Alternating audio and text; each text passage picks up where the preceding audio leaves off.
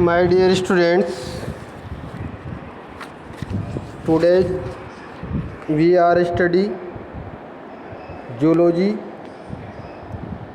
second year paper third unit second में second day का अध्ययन करेंगे। कल हम पढ़ रहे थे पॉपुलेशन इकोलॉजी। पॉपुलेशन इकोलॉजी में हमने इसकी डेफिनेशन को जाना और इसके बाद पॉपुलेशन डेंसिटी के बारे में अध्ययन किया, पॉपुलेशन डेंसिटी के प्रकारों के बारे में अध्ययन किया और हम अध्ययन कर रहे थे पॉपुलेशन डेंसिटी का मापन, डिटर्मिनेशन ऑफ पॉपुलेशन डेंसिटी। समष्टि घनत्व ज्ञात करने की महत्वपूर्ण विधियाँ निम्नलिखित है। पहली विधि मैंने बताई थी सीधी गणना विधि, अर्थात जीवों को सीधे गिनकर और उनके प्रति वर्ग किलोमीटर का भाग देके हम समष्टि घनत्व ज्ञात कर सकते हैं। लेकिन इसी विधि के द्वारा केवल बड़े आकार के जीवों में ही समष्टि घनत्व ज्ञात किया जा सकता है, जैसे मनुष्य की जनगणना इसी विधि के द्वारा होती है। सेकंड विधि हम अध्ययन कर रहे थे नमूना विधि, सैम्पलिंग मेथड। इस विधि में जैसे कि मैंने कल बताया था, तुम्हें अलग अलग जगह के सैंपल लेते हैं। जैसे 12 ज़िले के तालाबों में अपन को पैरामीशियम का संवर्धन ज्ञात करना है, तो 12 ज़िले के जो भी तालाब है उन 10 तालाबों को या 11 तालाबों को हम सैंपल इकट्ठा करेंगे और उस सैंपल में हम एक एक जीव की गिनती करेंगे। सभी सैंपलों से निर्णय आता है, उनका औसत निकाल कर क्या करेंगे, समष्टि घनत्व ज्ञात कर लेंगे। इस प्रकार सैंपल मेथड में समष्टि घनत्व ज्ञात किया जाता है। कल मैंने तुम्हें अंकन व पुनः ग्रहण विधि के बारे में भी बताया था, मार्किंग व रिकैप्चर मेथड। बहुत बढ़िया, बहुत सीधी मेथड है। इस विधि का प्रयोग वैज्ञानिक बड़े आकार के जंतुओं जैसे गिलहरी, खरगोश, पक्षियों आदि की गणना के लिए करते हैं। क्या होता है कि समष्टि में से एक नमूना निश्चित संख्या में पकड़े जाते हैं, ठीक है। अब उन पर सभी पर चिन्ह अंकित कर देंगे या कलरिंग कर देंगे और छोड़ देंगे। वह वापस समष्टि में मिश्रित हो जाएंगे। कुछ दिनों के बाद में एक नमूना फिर पकड़ेंगे और देखेंगे कि उस नमूने में कितने जीव चिन्हित किए गए आए, ठीक है। और फिर इस सूत्र का यूज करेंगे, संपूर्ण जनसंख्या योग बराबर संपूर्ण जीव संख्या योग में अंकित जंतु, फिर पुनः पकड़े गए जंतु संख्या का योग बटा पकड़े गए नमूने में अंकित जंतुओं की संख्या, और इससे हम समष्टि घनत्व ज्ञात कर सकते हैं। नेक्स्ट चौथी विधि थी अप्रत्यक्ष विधि, जिसको इनडायरेक्ट मेथड भी कहा जाता है। इनडायरेक्ट मेथड में प्रयोगशाला में समष्टि घनत्व ज्ञात किया जाता है, जैसे कि ऑक्सीजन का उपयोग या कार्बन डाइऑक्साइड उत्पादन के आधार पर समष्टि का घनत्व ज्ञात करना, उपभोग किए गए भोजन की मात्रा के आधार पर समष्टि का घनत्व ज्ञात करना, परभक्षियों के आमाशय में शिकार के अवशेष, जैसे परभक्षी शिकार करते हैं ना, तो उनके आमाशय में शिकार के अवशेष की आवृत्ति के आधार पर समष्टि घनत्व ज्ञात करना कि किसी विशेष शिकार को कि कितनी हड्डियाँ हैं या किस प्रकार का उनके अंदर अवशेष है। मृत प्राणियों के अवशेषों से भी हम समष्टि घनत्व ज्ञात करते हैं। संगावों की संख्या, संगाव यानी सींगों की संख्या से भी हम समष्टि घनत्व ज्ञात करते हैं। और पांचवी विधि है खेत नमूना विधि, सैंपल प्लॉट मेथड इकोलॉजी में सबसे अधिक प्रयोग में लाई जाने वाली और सरल विधि है खेत नमूना विधि। इसके अंतर्गत क्या करते हैं, जिस भी क्षेत्र विशेष का हमें समष्टि घनत्व ज्ञात करना है उस क्षेत्र को बराबर बराबर क्षेत्रफल के निश्चित प्लॉटों में बांट दिया जाता है। जैसे 10 बाई 10 के, 5 बाई 5 के, या 4-4 बीघा के, या 5-5 बीघा के, ऐसे बराबर भागों में उस एरिया को बांट लेंगे। अब कुछ निश्चित संख्या के प्लॉटों में प्राणियों को संख्या गिनेंगे, है ना, सभी में नहीं, छोड़ छोड़ कर एक पे यहाँ गिन लिया, एक पे वहाँ गिन लिया, एक पे वहाँ गिन लिया, ऐसे गिन लेंगे और फिर इनका औसत निकाल लेंगे और समष्टि घनत्व ज्ञात कर सकते हैं। अब हम अध्ययन करेंगे 3 समष्टि घनत्व की विधियाँ। इनके बारे में ज़्यादा नहीं, 2-2 4-4 लाइनें लिखनी है। समष्टि घनत्व को प्रभावित करने वाले कारक, फैक्टर अफेक्टिंग पॉपुलेशन। समष्टि घनत्व को कौन कौन से कारक अफेक्ट करते हैं? जन्म दर, मृत्यु दर, आयु वितरण, समष्टि उच्चावसन, जीवे विभव, समष्टि परिक्षेपण, समष्टि साम्यावस्था। ठीक है ना। तो सबसे पहले हम देखते हैं जन्म दर, नेटेलिटी। जन्म दर किसे कहेंगे, इनके बारे में थोड़ा थोड़ा अध्ययन करेंगे, है ना, मुख्य। नेटेलिटी जन्म दर, यानी एक निश्चित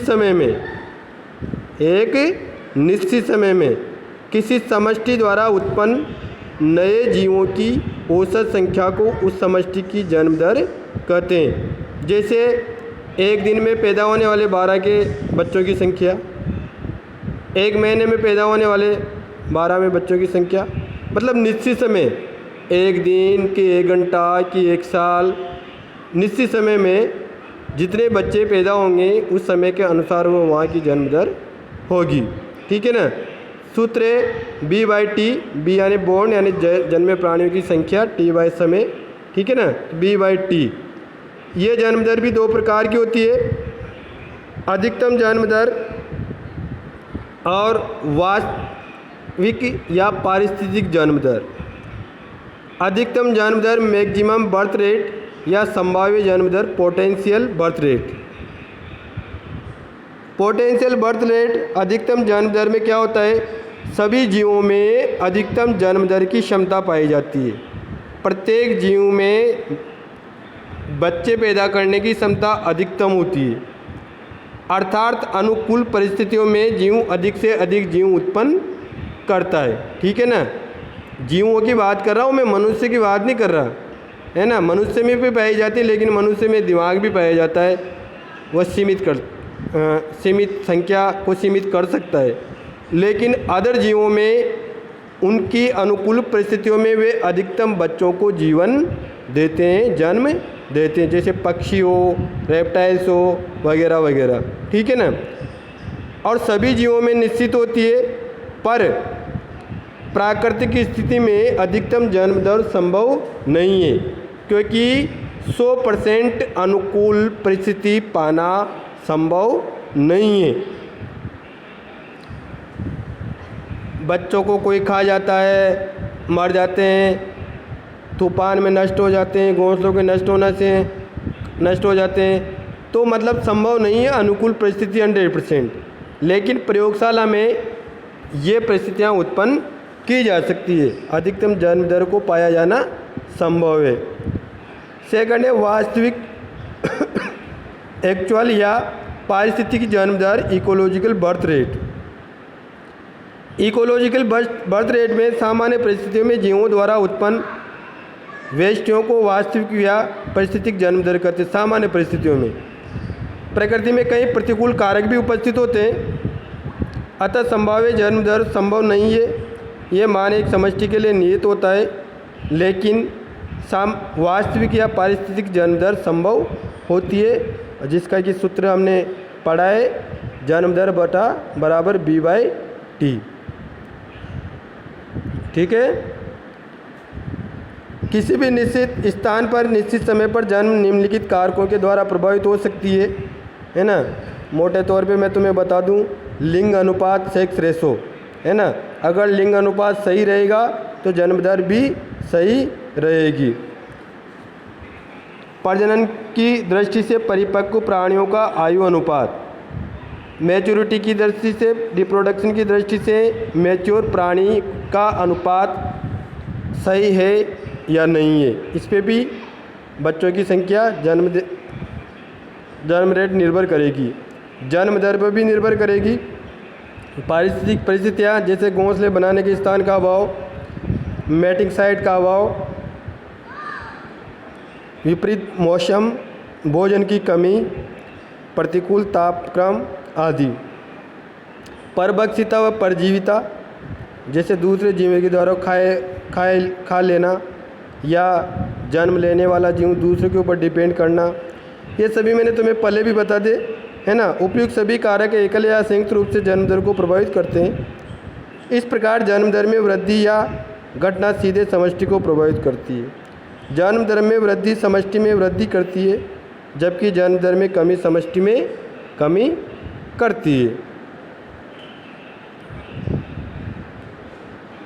अब हम देखते हैं मृत्यु दर, डेथ रेट या मोर्टेलिटी।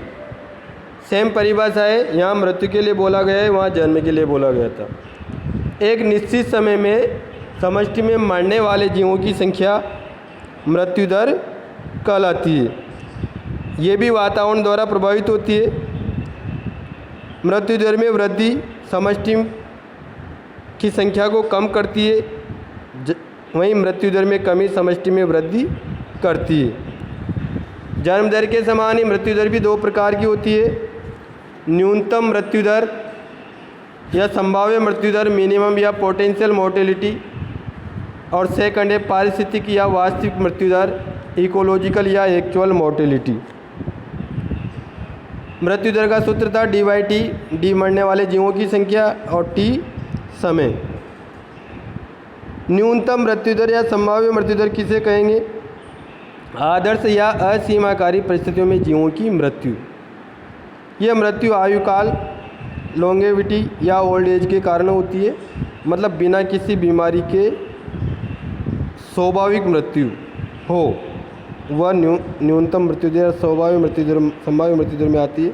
लेकिन ऐसा संभव नहीं है। अधिकतर आबादी टाइम से पहले ही किसी न किसी बीमारी, हार्ट अटैक या कोई न कोई रीजन से ख़त्म हो जाती है, या मार देना, या घोंसलों का नष्ट हो जाना, है ना, परभक्षी द्वारा खा लेना, ये सभी जीवों में निश्चित होती है। इस प्रकार की मृत्यु को संभाव्य मृत्यु दर या न्यूनतम मृत्यु दर कहते हैं। इस प्रकार की न्यूनतम मृत्यु दर प्राकृतिक आवासों में संभव नहीं है, क्योंकि वहाँ पे कई सीमाकारी कारक होते हैं जो टाइम से पहले ही इनको नष्ट कर देते हैं। पारिस्थितिक मृत्यु दर या वास्तविक मृत्यु दर, सामान्य पारिस्थितिक स्थितियों में जीवों की मृत्यु को वास्तविक मृत्यु दर कहते हैं। ये भी वास्तविक जन्म दर के समान निश्चित नहीं है एवं समष्टि ताप परिस्थितियों के अनुसार बदलती रहती है। मृत्यु दर का सूत्र हो ही गया, ठीक है ना। समष्टि में मृत्यु दर कई कारकों के द्वारा प्रभावित होती है। एक अकेला कारक प्राणी मृत्यु का कारण सामान्यतः नहीं हो सकता। दो या दो से अधिक कारक एक साथ सक्रिय होने पर मृत्यु का कारण बनते हैं। जैसे मृत्यु के निम्न कारण हैं: आनुवंशिक रोग, असामान्य भ्रूण होने पर या भ्रूण अवस्था के पश्चात एनाटॉमिकल या फिजियोलॉजिकल अपूर्णताएं होने पर, पारिस्थितिकी में आपत्तिजनक परिवर्तन होना भी मृत्यु का कारण है। परभक्षिता, परजीविता रोगों के कारण मृत्यु आदि मृत्यु के कारण हैं, हम सब जानते हैं अच्छी तरह से, ठीक है ना। एक शब्द है विट्टल इंडेक्स, जीवितता की दर।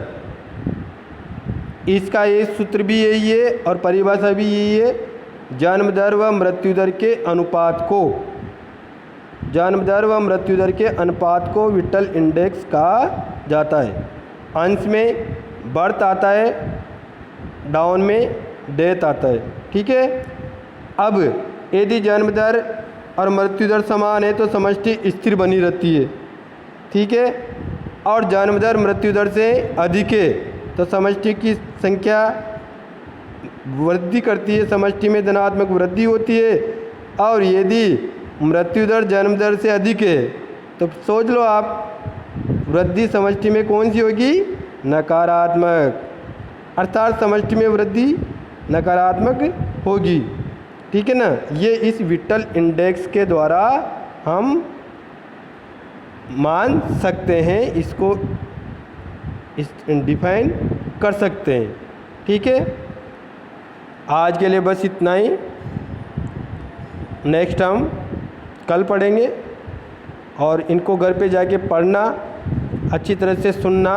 मैं PDF भी डालता हूँ, आप वहाँ से भी इन नोट्स को लिख सकते हो। और मैं विशेषकर तुम्हारे लिए ही ये नोट्स हाथों से लिख के बना रहा हूँ, इसलिए अब आपका फ़र्ज़ बनता है इन नोट्स को पढ़ना।